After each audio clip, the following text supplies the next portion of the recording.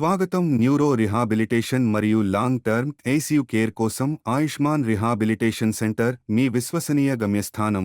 ఇది రోగులు వారి స్వతంత్రతను తిరిగి పొందడంలో మరియు వారి జీవన నాణ్యతను మెరుగుపరచడంలో సహాయపడటానికి వ్యక్తిగతీకరించిన సంరక్షణను అందిస్తుంది.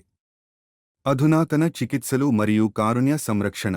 ఆయుష్మాన్ పునరావాస కేంద్రం, న్యూరో రీహాబ్ మరియు దీర్ఘకాలిక ఐసియు సంరక్షణ.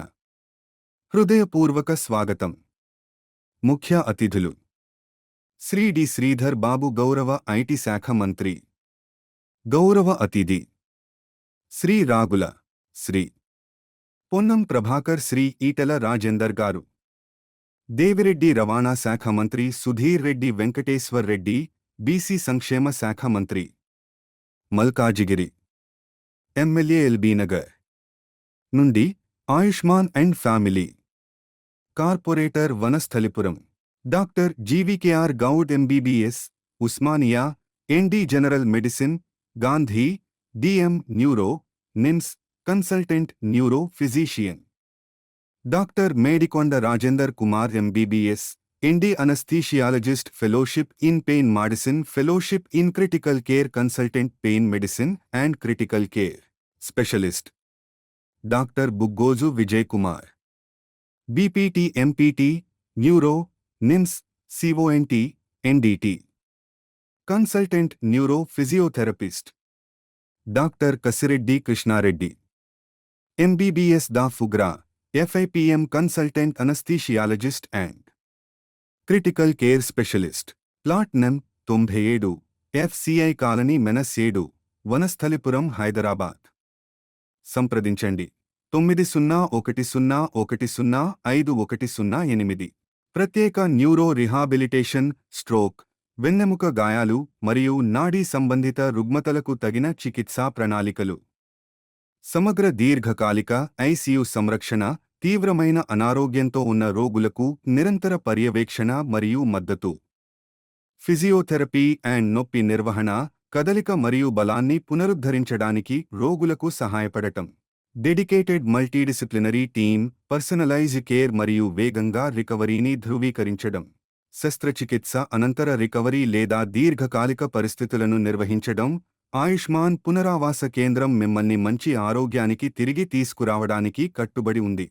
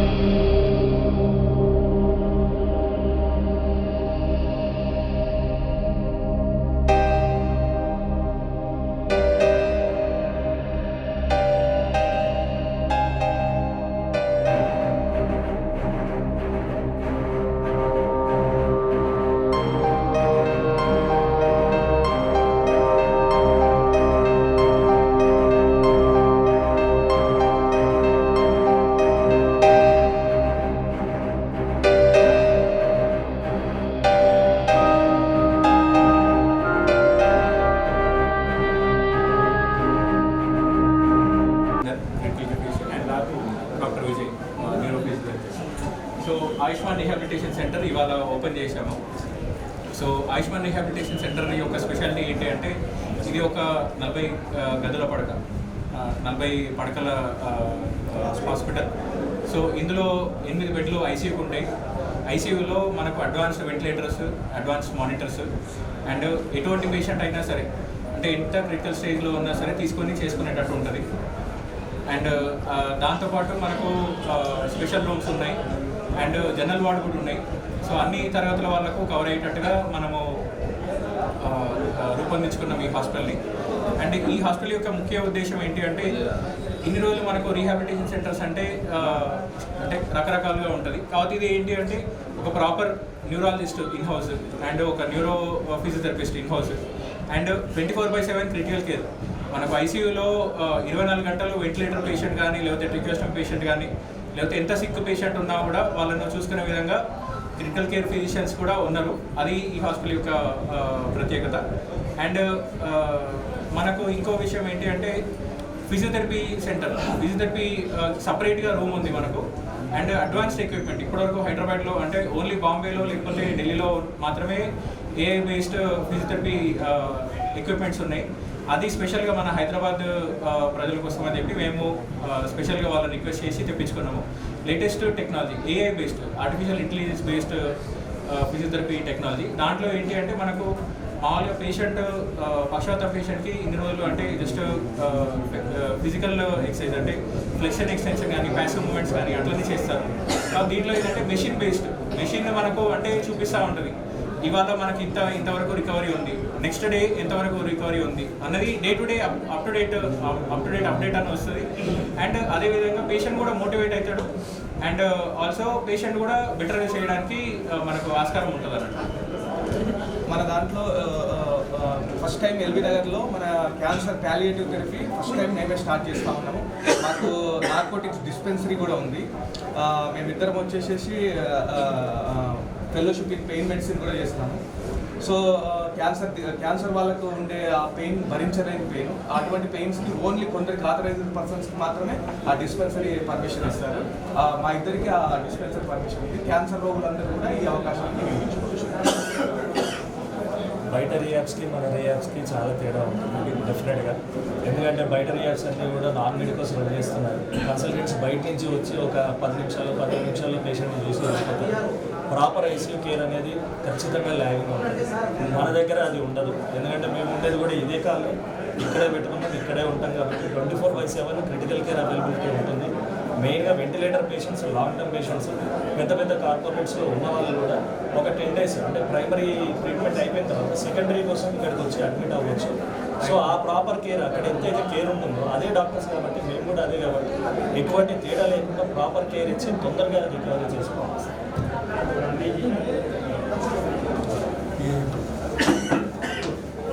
ఫిజియోథెరపీలో కూడా మేము చాలా అడ్వాన్స్డ్ ఎక్విప్మెంట్స్ యూజ్ చేస్తున్నాము. ఫస్ట్ టైం ఇంత AI based artificial intelligence patient యొక్క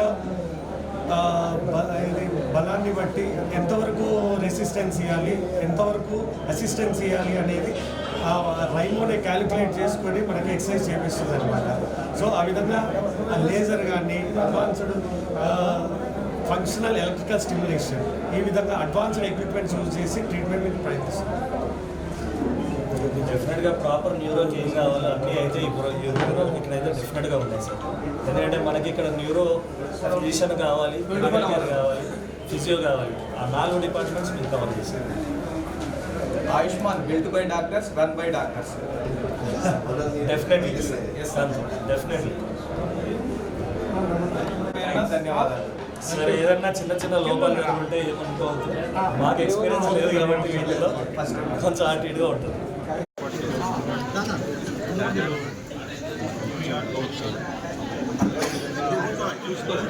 రాజేందర్ రెడ్డి గారు, కృష్ణారెడ్డి గారు,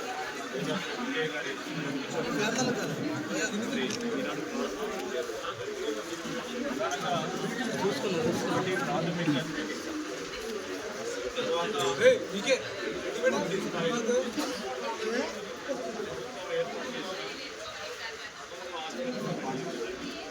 ప్రైవేట్ రంగంలో ఉన్న ఇక్కడ సెకండరీ లెవెల్ ట్రీట్మెంట్ అదే విధమైన ట్రీట్మెంట్ కొనసాగించే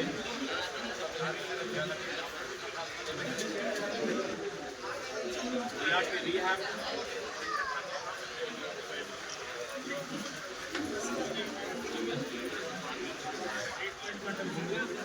ఏ విధంగా ఏదైనా చికిత్స గురించి లేకపోతే ఏ విధంగానైతే రోగగ్రస్తులైన తిరిగి ఆరోగ్యకరంగా మళ్ళా ఇంటికి వెళ్ళాలని ఆలోచన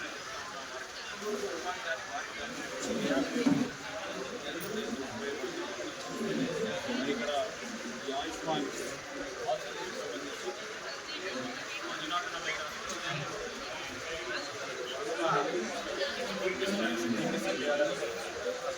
ఈ రీహాబ్ సెంటర్ పరికరాలు వైద్య వారు పేషెంట్స్ అందరూ కూడా ఒక విధమైన ఫెసిలిటీ కల్పించాలని ఆలోచన చేస్తామని కూడా